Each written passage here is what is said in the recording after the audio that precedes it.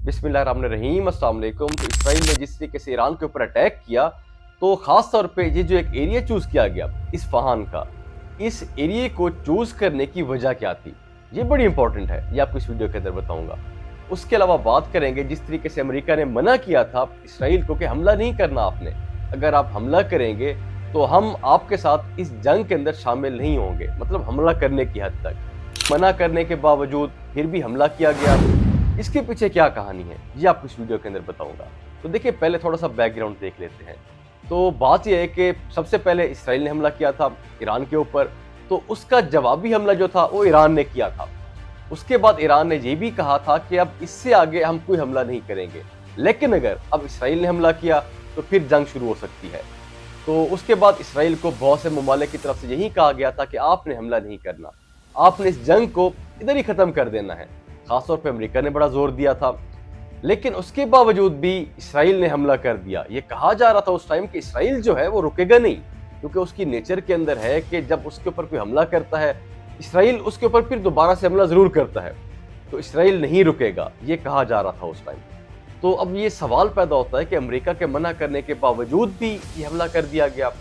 इसके अंदर थोड़ी सी जो कन्फ्यूजन है, तो बात यह है कि अमेरिका ने इसराइल को कहा था कि अगर आप ईरान के ऊपर हमला करेंगे तो हम बराह रास्त आपके साथ हमला करने के अंदर शामिल नहीं होंगे, लेकिन अगर दोबारा से ईरान आपके ऊपर हमला करता है तो फिर आपका डिफेंस करेंगे, आपको फिर डिफेंड करेंगे। उस सूरत में सवाल ये पैदा होता है कि हमला करना इतना मुश्किल काम नहीं जितना कि डिफेंस मुश्किल है। जब अमेरिका उनको ये कह रहा है कि आप हमला करेंगे अपने सर मुंह पे करेंगे, अपने जोरे बाजू पे करेंगे, लेकिन अगर आपके ऊपर हमला किया जाएगा तो फिर डिफेंस आप काम कर लेंगे। असल में तो मुश्किल तो काम वही होता है, असल में मुश्किल काम तो डिफेंस करना होता है। तो जब इसराइल को ये पता चला, जब उनके सामने ये पिक्चर क्लियर हुई कि अगर ईरान हमारे ऊपर दोबारा से हमला करता है तो फिर अमेरिका भी डिफेंस करेगा हमारा, जॉर्डन भी है, बरतानिया भी है, मतलब बहुत से ममालिक हैं उनको डिफेंड करने के लिए। तो इसराइल ने कहा कि फिर तो हमला करना बनता है, क्योंकि उनको एक तरीके से ग्रीन सिग्नल मिल गया। क्योंकि मैंने आपको पहले भी यही कहा कि हमला करना इतना मुश्किल नहीं होता, क्योंकि वो तो सोच समझ के प्लानिंग करके हमला किया जाता है, लेकिन जो एक जवाबी हमला होता है, जो रिएक्शन होता है, वो बड़ा खतरनाक होता है।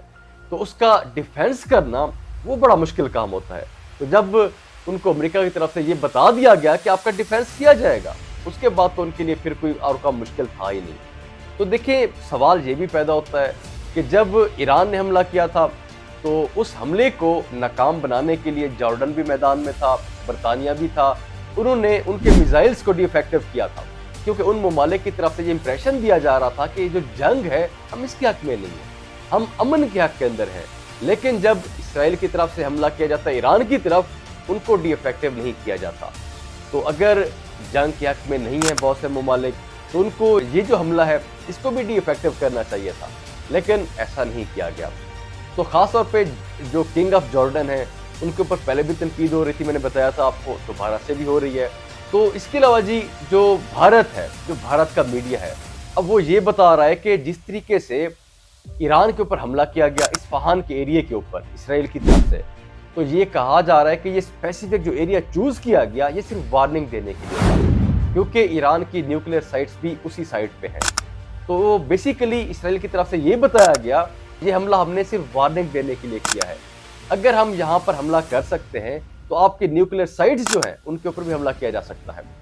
तो ये भारत का मीडिया बता रहा है। तो पहले भी मैंने खैर पिछले व्लॉग के अंदर आपको बताया था कि भारत का मीडिया ये बता रहा है कि इसराइल जो है अगर ईरान के न्यूक्लियर साइट्स के ऊपर हमला करता है तो फिर ईरान जो है वो उसके लिए एक अपने आप को डिफेंड करना, उनका जो डिफेंस सिस्टम इतना स्ट्रॉन्ग नहीं है, तो ईरान जो है आसानी से ख़त्म हो जाएगा, तो ये जंग जो है वन साइडेड हो जाएगी। तो बेसिकली ये चीज़ें पहले भी बताई जा रही थी। तो अब भी भारत का मीडिया वही चीज़ कह रहा है कि जो इसराइल है वो ईरान की न्यूक्लियर साइट्स के ऊपर हमला कर सकता है और ईरान को ख़त्म कर सकता है। तो लेकिन ईरान की तरफ से पहले भी यही कहा गया था कि जी हमारा डिफेंस सिस्टम जो इतना कमज़ोर नहीं है। तो अब भी ईरान जो है ये समझा जा रहा है कि काफ़ी मजबूत मुल्क है, वो इतना एक छोटा मुल्क नहीं कि उसको ख़त्म कर लिया जाए।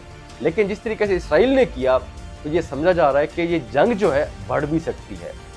अगर ईरान अब यहाँ पर ना रुका, अगर उसने कोई और हमला कर दिया तो ये जंग जो है बढ़ सकती है, वर्ल्ड वॉर 3 शुरू हो सकती है। तो वैसे मेजर गौरव आर्या साहब, भारत के जो एक वहाँ पे सहाफ़ी हैं जो व्लॉग करते हैं वहाँ पे, तो वो कहते हैं कि पाकिस्तान जो है ये अमेरिका के हाथ में बिका हुआ है, अमेरिका इनके ऊपर पैसे लगाता है, इन्वेस्टमेंट करता है। तो इसराइल ने जो हमला किया ईरान के ऊपर, तो इस हमले से पहले मेजर गौरव आर्या साहब कह रहे थे कि इसराइल जो है ये हमला नहीं करेगा, क्योंकि पाकिस्तान किस मर्ज के लिए है। मेजर गौरव आर्या ने कहा कि पाकिस्तान को इस्तेमाल किया जाएगा अमेरिका की तरफ से, वो ईरान के ऊपर हमले करेगा। तो बेसिकली ये न्यूज़ जो फैलाई जा रही थी उसका मकसद ये था कि ईरान और पाकिस्तान के अंदर इनके दरमियान एक कन्फ्यूजन पैदा कर दी जाए। तो असल में एक इंडिया जो है, जो भारत है, ये माइंड गेम खेलता है। तो इनकी ये कोशिश थी कि ईरान और पाकिस्तान के जो ताल्लुकात हैं इनको कमज़ोर किया जाए। मतलब एक ईरान जब जंग छिड़ जाए इसराइल के साथ, अगर ऐसा होता भी है तो ईरान का साथ देने के लिए कोई मुल्क भी ना हो, ईरान अपने जो दोस्त ममालिक हैं उनके साथ ताल्लुकात ख़राब कर ले। तो इंडिया बड़ी एक माइंड गेम खेल रहा होता है हमेशा से। तो उनकी कोशिश थी कि ईरान और पाकिस्तान के दरमियान कन्फ्यूजन पैदा हो, ताकि ईरान जो है वो फिर पाकिस्तान के ऊपर हमला कर दे, तो इस तरीके से जो मामलात हैं ख़राब हो जाए। तो असल में ऐसा हुआ नहीं। तो इसराइल ने तो खैर हमला कर दिया, लेकिन अब अगर बात आगे बढ़ती है, जंग आगे बढ़ती है, हो सकता है कि ये फिर वर्ल्ड वॉर 3 शुरू हो जाए। लेकिन बहुत से ममालिक अभी भी ये चाहते हैं कि जंग आगे ना बढ़े। बहुत से ममालिक क्योंकि इस कंडीशन के अंदर नहीं है, वो जंग को अफोर्ड नहीं कर सकते, वो नहीं चाहते कि ये जंग आगे बढ़े, क्योंकि महंगाई, बेरोज़गारी उनके लिए बहुत बड़े मसाइल हैं। और कुछ ममालिक ऐसे हैं जो कि सुपर पावर की दौड़ के अंदर है। तो एक कहता है कि सुपर पावर मैं बन जाऊं, दूसरा कहता है मैं बन जाऊं। इसीलिए ये जंग जो है किसी भी मुल्क के लिए फ़ायदेमंद नहीं है। लेकिन अगर ये जंग आगे शुरू होती है, ईरान हमला करता है, फिर इसराइल करता है, तो फिर ज़ाहिर सी बात है जो ममालिक हैं वो डिवाइड हो जाएंगे। ये फिर बहुत बड़ी जंग हो सकती है।